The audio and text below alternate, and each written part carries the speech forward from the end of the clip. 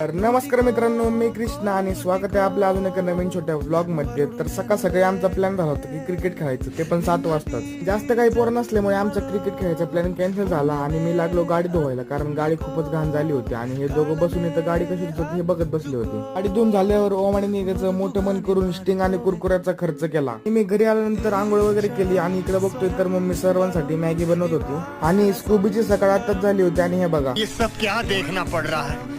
अच्छा है मैं अंधा हूँ।